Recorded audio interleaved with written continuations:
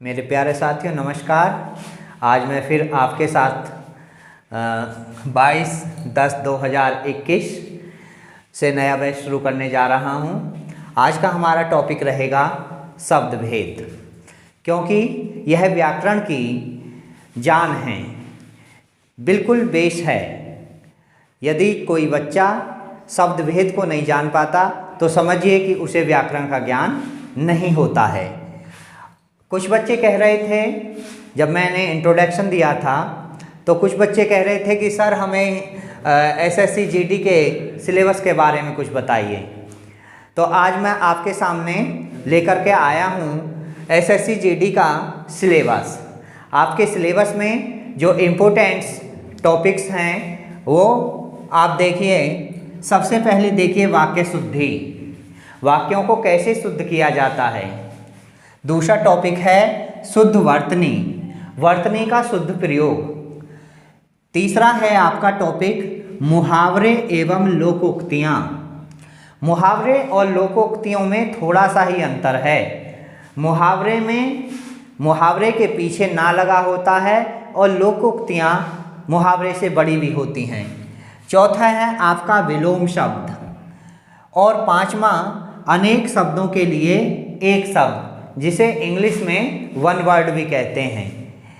Number 6 पर्यायवाची शब्द। Number 7 रिक्त स्थानों की पूर्ति। रिक्त स्थानों की पूर्ति देखने में बड़ी आसान लगती है, लेकिन जब पैराग्राफ में से हम छांटते हैं तब हमें बहुत कठिन दिखाई पड़ती है। लेकिन हमारा जो चैनल है वह आपको बहुत लवली तरीके से रिक्त स्थानों की पूर्ति को समझाएगा। 8वां है वाक्यांशों का प्रतिस्थापन। छठा टॉपिक है खाली स्थान वाले पैराग्राफ, जो कि मैं अभी बता रहा था कि देखने में बहुत आसान लगते हैं लेकिन बहुत टफ होते हैं। लेकिन मैं आपको बहुत ही अच्छे तरीके से इस सेकंडों में बता दूंगा कि किस तरह से रिक्त स्थान की पूर्ति की जाती है। 10वां टॉपिक है प्रश्न उत्तर वाले पैराग्राफ। एक पैराग्राफ जो अनसीन पैसेज होता है, जो अपठित होता है, उसमें से प्रश्नों के उत्तर किस तरह से छांटे जाते हैं। 11वां टॉपिक है हमारा संधि और 12वां है व्याकरण की सामान्य जानकारी। और इस व्याकरण की सामान्य जानकारी के अंतर्गत ही आज हमारा टॉपिक रहेगा सबसे पहले शब्द भेद। और 13वां टॉपिक है हमारा हिंदी के प्रमुख कवि, लेखक और उनकी प्रमुख रचनाएं। तो आज मैं आपको ये सिलेबस बता चुका हूँ कि एसएससी जीडी में कौन कौन से टॉपिक्स आएंगे और हम लोग इन 20 दिनों में किन किन टॉपिक्स को पढ़ने वाले हैं। सबसे पहले व्याकरण की सामान्य जानकारी के अंतर्गत मैं आपको शब्दभेद पढ़ाऊंगा। अब मैं इस सिलेबस को साफ कर देता हूं।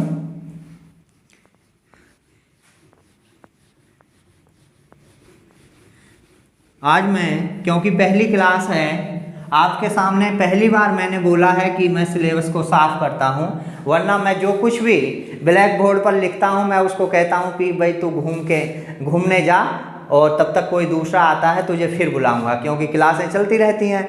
तो आज का हमारा टॉपिक है शब्द भेद। शब्द भेद यानी कि शब्द में इतनी ताकत होती है कि वह भेद देता है, अंदर तक शरीर को तोड़ देता है। इस पर मैं एक छोटी सी घटना स्वामी विवेकानंद जी की बताना चाहूँगा कि एक बार ऐसा हुआ, स्वामी जी ओम भूर्भुवः स्वः इस तरह से कर रहे थे तो उन्होंने कहा, एक अंग्रेज अधिकारी था कि भाई स्वामी जी, ये आप सुबह सुबह आप लोग भारतीय लोग क्या ये मंत्रों का उच्चारण करते हैं, तो इनका क्या अर्थ है, ये क्या असर करते हैं। स्वामी जी बोले कि भैया ऐसा है कि अब तो मैं बता नहीं पाऊंगा, तुम सुबह आना। अंग्रेज अधिकारी उनके पास में सुबह ही सुबह गया तो स्वामी जी पूजा कर रहे थे। वही ओम यजामहे त्र्यंबके गौरी नारायणी नमस्तुते गजाननम भूतगणाधिसेवितम कपिजम्बूफलचारुभक्षणम, इस तरह से पूजा कर रहे थे। ओम या देवी सर्वभूतेषु बुद्धि रूपेण संस्थिता। अंग्रेज अधिकारी आया, उन्होंने कहा स्वामी जी नमस्कार। स्वामी जी कुछ नहीं बोले। उसने कहा स्वामी जी नमस्कार। स्वामी जी जब भी कुछ नहीं बोले। तीसरी बार उसने कहा स्वामी जी नमस्कार। उसने कहा जाके चुप बैठ जा। स्वामी जी नमस्कार, स्वामी जी नमस्कार, अरे पूजा कर लेने दे। अंग्रेज अधिकारी को बहुत बुरा लगा और जाके गुस्से में वहाँ बाहर बैठ गया। स्वामी जी कुछ देर बाद आए तो प्रसाद देने लगे कि भाई लो प्रसाद ले लो। अब अंग्रेज अधिकारी जो है नाराज़ था, बोला कि स्वामी जी ये कौन सा आपका ढंग है, आप में तो तमीज़ नहीं है। स्वामी जी बोले कि भैया हमने क्या बात ऐसी कह दी जिससे आप नाराज़ हो रहे हो। अंग्रेज अधिकारी बोला भूल गए इतनी जल्दी, अभी तो कहा था कि जाके चुप बैठ जा। मैंने आपको कुछ नहीं कहा, मैंने तो कल जो आपने प्रश्न पूछा था कि क्या शब्दों में शक्ति होती है, शब्दों का कोई शब्द किसी को भेद सकते हैं, तो मैंने तो यह बताया कि शब्दों में शक्ति होती है, शब्द किसी को भी भेद सकते हैं और आप शब्दों में इतनी ताकत होती है कि वह निर्जीव को सजीव और सजीव को निर्जीव बना देते हैं। तो उसी के अंतर्गत आज मैं आपके सामने पढ़ाने जा रहा हूँ शब्द भेद। आइए आप सभी की आज मैं मुलाकात कराना चाहूँगा, जो भी नए पुराने स्टूडेंट्स हैं, आज मैं आपकी मुलाकात कराना चाहूँगा। सबसे पहले आपको ले चलता हूँ मैं व्याकरण नाम के गांव में। हम आ गए व्याकरण नाम के गांव में आ गए। यहाँ एक परिवार रहता है जिसका नाम है शब्द भेद। इस शब्द भेद परिवार में 8 सदस्य रहते हैं और इन सदस्यों को हम एक राशन कार्ड के रूप में देखेंगे। सबसे पहले ये तो आप लोग जान गए होंगे कि शब्द भेद की संख्या कितनी होती है, 8। जैसा कि अभी मैंने बताया कि शब्द भेद परिवार में कितने सदस्य होते हैं, 8 सदस्य होते हैं। तो सबसे पहले हम इस परिवार के मुखिया को लिखते हैं। इस परिवार के मुखिया का नाम है संज्ञा, क्योंकि राशन कार्ड में आपने देखा होगा कि सबसे पहले किसका नाम लिखा रहता है, मुखिया का नाम लिखा रहता है। अब मैं पूरे 8 सदस्यों के नाम लिख देता हूं और फिर इनसे बारी बारी से आपकी मुलाकात कराता हूं। नंबर 1 संज्ञा, नंबर 2 सर्वनाम,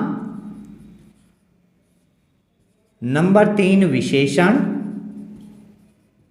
नंबर 4 क्रिया, नंबर 5 क्रिया विशेषण,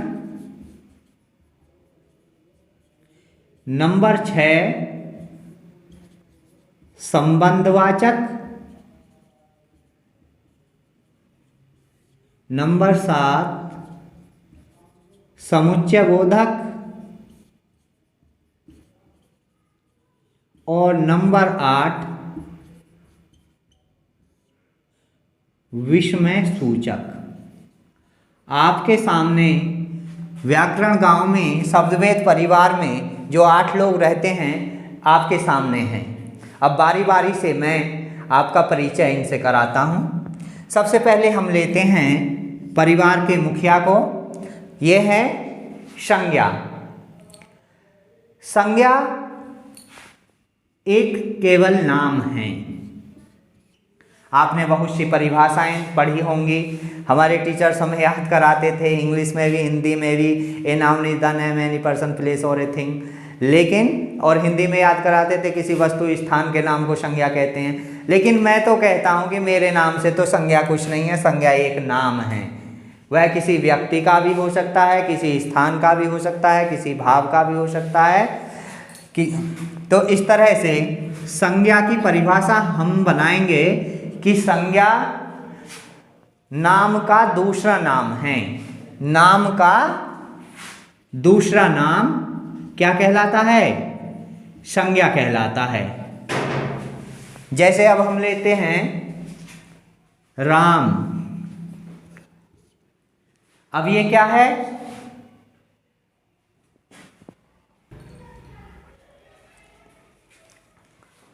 हाँ तो साथियों संज्ञा नाम का दूसरा नाम। अब हम देखते हैं सर्वनाम क्या है। देखिए, सर्व माने सभी, सर्व किसे कहते हैं? सभी। और इसमें क्या जुड़ा है? नाम। नाम किसे कहते हैं? संज्ञा। सभी संज्ञाओं के स्थान पर प्रयोग होने वाले शब्दों को सर्वनाम कहते हैं। सर्व, सभी, नाम, संज्ञा। ऊपर बताया मैंने संज्ञा को नाम बताया, यहाँ पर मैं नाम को संज्ञा बता रहा हूँ। तो बात तो एक ही हुई, चाहे नाम कहो चाहे संज्ञा कहो। तो सभी नामों के स्थान पर, सभी संज्ञाओं के स्थान पर प्रयोग होने वाले शब्दों को सर्वनाम कहते हैं। तीसरा है, अच्छा अब देखिए, हमने ये तो बता दिया था कि संज्ञा इस परिवार का मुखिया है। अब आप लोग बताइए कि सर्वनाम इस परिवार में कौन सा मेंबर है, इसका क्या संबंध है? चलिए इसको मैं ही बताता हूँ। जहाँ पर जब कभी भी पिताजी घर से बाहर चले जाते हैं तो घर की सारी जिम्मेदारी किस पर आ जाती है? सही, घर के बड़े बेटे पर। तो ये कौन है? यह है संज्ञा का बड़ा लड़का, जिसका नाम है सर्वनाम। जब पिताजी घर से बाहर चले जाते हैं तो घर के सारे कामों को कौन देखता है? घर का बड़ा लड़का अर्थात सर्वनाम। इसीलिए संज्ञा के स्थान पर जो काम करता है वह सर्वनाम कहलाता है। तीसरा है हमारा विशेषण। विशेषण किसे कहते हैं? पहले तो मैं हाई स्कूल और इंटर लेवल के जो आपके छोटे भाई बहन हैं उनके लिए भी एक बात बता दूं। विशेषण जो होता है, बच्चे इसे बहुत छोटा शब्द मानते हैं, लेकिन यह अपने आप में बहुत बड़ा शब्द है। देखिए, विशेषण होता है संज्ञा और सर्वनाम की विशेषता बताने वाला शब्द। अब इसका प्रयोग हम गुण दोष, लाभ हानि, उपयोगिता और विशेषता, इन चारों में करते हैं। जो हमारा विशेषता शब्द है वह गुण दोष का भी काम करता है, लाभ हानि का भी और उपयोगिता का भी काम करता है। तो कभी कभी हाई स्कूल इंटर लेवल पर ऐसे आ जाता है, जैसे फिटकरी के 2 लाभ बताइए, फिटकरी की विशेषता बताइए, फिटकरी के गुण दोष बताइए, फिटकरी की उपयोगिता बताइए। अब मान लीजिए कि बच्चा याद करके गया कि फिटकरी की विशेषता याद करके गया, लेकिन एग्जाम में पूछ लिया कि फिटकरी के गुण बताइए, तो बच्चा छोड़ के आ जाता, कहता है कि भाई मॉडल में पढ़े तो थे, ये तो 2 प्रश्न नीचे था, ये तो मैंने छोड़ दिया। इस तरह से बच्चा उसे छोड़ करके घर आ जाता है। लेकिन याद रखें, जो भी अपने छोटे भाई बहन हाई स्कूल इंटर लेवल पर हैं उन्हें बता दें कि विशेषता ही गुण दोष होता है, लाभ हानि होता है और उपयोगिता होता है। चलिए, अब विशेषण का काम क्या होता है? विशेषण का काम होता है संज्ञा और सर्वनाम इन दोनों की विशेषता बताना कि क्या उनके गुण हैं, क्या दोष हैं, क्या उनकी विशेषता है। अब आप कहेंगे कि सर इस शब्द भेद में जो आप परिवार से मिलाने जा रहे हैं ये तीसरे नंबर पर आता है, ये कौन है परिवार में? भाई देखिए, आप जैसा कि देख रहे होंगे कि इसे जरा सी भी फुर्सत नहीं रहती, ये हर समय संज्ञा और सर्वनाम की स्तुति में लगी रहती है। इसे इतनी फुर्सत नहीं कि घर में धूप बत्ती अगरबत्ती मोमबत्ती लगा दे, ठीक है। हर समय वही अपने अपने पिता और बड़े भाई का ही गुणगान करती रहती है। तो आप समझ गए होंगे कि यह है शब्द भेद परिवार की बड़ी लड़की, जिसका नाम है विशेषण, जिसे केवल अपने पिता और अपने बड़े भाई का ही गुणगान करती रहती है। चौथे नंबर पर आती है आपकी क्रिया। भाई आप क्रिया को तो अच्छी तरह से जानते हैं। क्रिया माने क्या होता है? क्रिया माने काम होता है। और घर में काम कौन करता है? सब जानते हैं, सही बोला आप लोगों ने, मम्मी करती हैं। तो ये कौन हुआ? ये शब्दभेद परिवार में मदर हुई, मम्मी हुई। जब मम्मी हुई तो आप समझ गए कि ये संज्ञा की पत्नी है और सर्वनाम और विशेषण की मदर हैं। चलिए, आपने इनकी परिभाषा के सहित इनका वैसे भी परिचय पा लिया कि ये परिवार में कौन है। किसी को कुछ डाउट हो तो अगली वीडियो में पूछ लेना कि सर क्या था। 5वें नंबर पर आता है क्रिया विशेषण। भाई ये दोनों शब्द तो मैंने पहले ही बता दिए, क्रिया अभी बताया है। क्रिया माने काम होता है, घर में काम कौन करती हैं? मदर करती हैं, अर्थात वे शब्द जो वाक्य में काम करते हैं क्रिया कहलाते हैं। तो यहाँ पर क्रिया का अर्थ क्या हो गया? काम करने वाला। और विशेषण का अर्थ क्या बताया मैंने? विशेषता। किसकी? संज्ञा और सर्वनाम की विशेषता। लेकिन यहाँ पर संज्ञा और सर्वनाम की विशेषता नहीं, बल्कि क्रिया की विशेषता बताते हैं। वे शब्द जो क्रिया की विशेषता बताते हैं क्रिया विशेषण कहलाते हैं। अब आता है आपका 6ठा नंबर। आप कहेंगे कि सर इसे भी बताइए, क्रिया विशेषण परिवार में कौन है? भाई सीधी सी बात है, यहाँ पर विशेषण था तो विशेषण कोई लड़की थी, और यहाँ पर भी क्रिया विशेषण है तो सीधी सी बात है ये भी लड़की होगी। भाई ये थी संज्ञा और क्रिया की बड़ी बेटी विशेषण, और यह है क्रिया और संज्ञा की छोटी लड़की क्रिया विशेषण। सीधी सी बात है, यहाँ पर आप समझ सकते हैं कि जो घर की बड़ी बेटी होती है वह पिता और बड़े भाई को बहुत मानती है और उन्हीं का गुणगान करती है, मम्मी को इतनी वैल्यू नहीं देती। और ये जो छोटी वाली है ये हर समय अपनी मम्मी का गुणगान करती रहती है। इसे बड़े भाई से, बड़ी बहन से और अपने पिता से कोई मतलब नहीं है। आपने देखा होगा कि जो बच्चे यहाँ पर पढ़ रहे हैं उन्होंने देखा होगा कि भाई जो बड़ी बेटियां होती हैं परिवार की, वो कहती हैं कि पिताजी मुझे 5 रुपये दे दो, पिताजी तुरंत दे देते हैं। भाई मुझे 10 रुपये दे दे, आइसक्रीम लेनी है तो भी तुरंत दे देता है। लेकिन छोटी मांग ले, चल अपनी मम्मी से लिए। अच्छा अब छोटी का किस्सा देखो, घर में जब भी कोई अड़ोस पड़ोस से भाजी आती है तुरंत अपनी मदर के पास में पहुंचती है, मम्मी मुझे दे दे। और मम्मी क्या है, कुछ आधा आप खाएगी आधा इसे देगी। इसी तरह से यदि ये पैसे मांगेगी ना कि मम्मी मुझे आइसक्रीम को 10 रुपये दे दो, तो 10 की जगह इसे 20 मिलेंगे, और मम्मी क्या कहेगी कि 10 की तू खा के आ जाना और 10 की मुझे लेके आ जाना। नंबर 6, तो ये कौन हुई? ये हुई परिवार की छोटी लड़की। और नंबर 6 पर कौन आता है? संबंधवाचक। भाई संबंधवाचक देखिए, शब्द आप बोलते हैं, यहाँ पर लिखा है संबंध वाचक, जो आपस में शब्द से शब्द का संबंध कर दे वो संबंधवाचक होते हैं। इन्हें अंग्रेजी में प्रीपोजिशंस कहते हैं, at, by, in, from, with. अब आप इनकी ट्रांसलेशन जब करेंगे हिंदी में तो क्या बनेगा?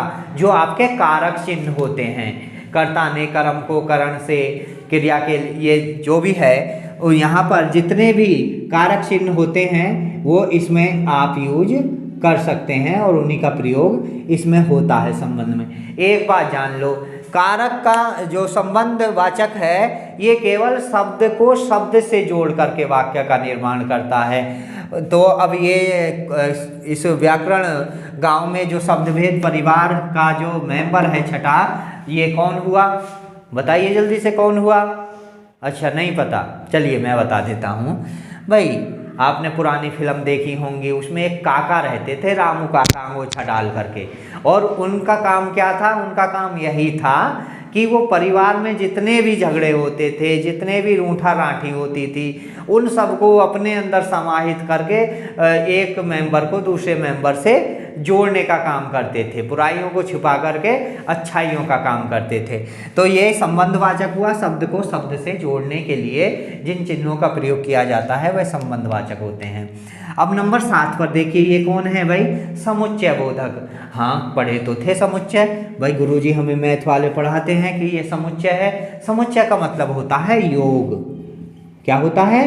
योग, यानी कि प्लस, जोड़ना। लेकिन किसको जोड़ना? शब्द को शब्द से नहीं भाई, शब्द को शब्द से तो हमने पहले ही जोड़ दिया संबंधवाचक में। अब तो फिर किसको जोड़ें? भाई वे शब्द जो जोड़ने का बोध कराएं। किससे? वाक्य को वाक्य से। वाक्य को वाक्य से जोड़ने वाले शब्द समुच्चय बोधक शब्द कहलाते हैं। भाई ये कौन से हैं? ये केवल 4 हैं, इन्हें ज़्यादा याद मत करिएगा, ठीक है। उनके स्थान पर ये जरूर है कि किंतु की जगह परंतु लिख दो, लेकिन लिख दो, ठीक है। लेकिन इसमें केवल 4 ही शब्द आप यूज करिएगा। कौन कौन से? एंड, बट, और, सो, अर्थात या तो और का प्रयोग करिए, किंतु का प्रयोग कीजिए या अतः। तो ये चार हैं जिन्हें आप समुच्चय बोधक शब्द कहेंगे, और इन्हीं के पर्यायवाची आप और की जगह तथा लगा लीजिए, किंतु की जगह आप जो है परंतु लगा लीजिएगा। नंबर 8 ये आता है विस्मय सूचक। अच्छा, ये कौन है भाई? समुच्चय बोधक परिवार में ये कौन मेंबर है भाई? आपने देखा कि अभी रामू काका आए थे, तो बड़े परिवारों में आपने देखा होगा कि एक नौकर से काम नहीं चलता। जैसा कि भाई हम अपने ही घर की बताएं तो भैया हमारा घर इतना बड़ा है कि आप सोच भी नहीं सकते। उसमें यदि हम एक कमरे से दूसरे कमरे में जाते हैं तो हमें ई रिक्शा करना पड़ता है, ठीक है। इसलिए हमारे घरों में तो ये संबंधवाचक और समुच्चय बोधक रहते ही रहते हैं। तो समुच्चय बोधक होता है समुच्चय बोधक होता है वाक्य को वाक्य से जोड़ने वाला, अर्थात यह है घर का छोटा नौकर, ये बड़ा नौकर ये शब्द को शब्द से जोड़ता है, यह वाक्य को वाक्य से जोड़ता है। नंबर 8 आता है हमारा विस्मय सूचक। और विस्मय सूचक भाई ये परिवार का कौन सा मेंबर है? देख रहे होंगे आप कि यहाँ पर जो विस्मय सूचक है, नाम ही ऐसा है कि कुछ सूचना दे रहा है। किसकी? विस्मय की। अब विस्मय में आप देखिए हर्ष, प्रसन्नता, खुशी, आश्चर्य ये सब आते हैं। तो ये मेंबर तो मुझको लगता है कि स्थायी मेंबर नहीं है इस परिवार का। ये तभी आता है जब परिवार में कोई या तो दुख हो, कोई सुख हो, या कभी कभी बिना बताए भी आ जाता कि सरप्राइज देते हैं, आश्चर्य हो। अर्थात इसका ये वाला चिन्ह इंपॉर्टेंट है विस्मय सूचक का। तो ये कौन हुआ भैया? ये हुआ वो जो 1 दर्जन केला लेकर कभी भी अपने जो है चले भाई, ठीक है, रिश्तेदारी में घूमिया में। अर्थात यह है घर का परिवार का मेहमान, जो कि ये विशेष परिस्थितियों में ही आता है, या तो सुख होगा या दुख में आएगा, या कभी कभी सरप्राइज में यूं भी आ जाता है। तो इस तरह से आपने आज मुलाकात की व्याकरण गांव में शब्दभेद परिवार से, जो कि इसमें 8 सदस्य रहते थे। अर्थात शब्दभेद कितने होते हैं? 8 ही होते हैं। और जिसमें संज्ञा, सर्वनाम, विशेषण, क्रिया, क्रिया विशेषण, संबंधवाचक, समुच्चय बोधक, विस्मय सूचक, ये 8 मेंबर्स हैं। और 8 से आपने मुलाकात कर ली। अब मैं समझता हूँ कि अब मुलाकात करके आपको बहुत अच्छा लगा होगा। जो व्याकरण की सामान्य जानकारी थी, जिनके बेस पर पूरी व्याकरण होती है, वह आपने समझ ली। इसी के साथ में मैं मैसेज देना चाहूँगा कि हमारी क्लास आज से शुरू हो गई है 22 तारीख से, और आप लगातार हमारे साथ बने रहिएगा। और 20-22 दिन में SSC GD की पूरी क्लास हम ख़त्म कर देंगे, और आपको आज से ही लगने लगेगा कि हाँ भाई अब हमको चैनल अपनी पसंद का मिला है। इसी के साथ में मैं अपनी वाणी को विराम देता हूँ। जय हिंद, जय भारत।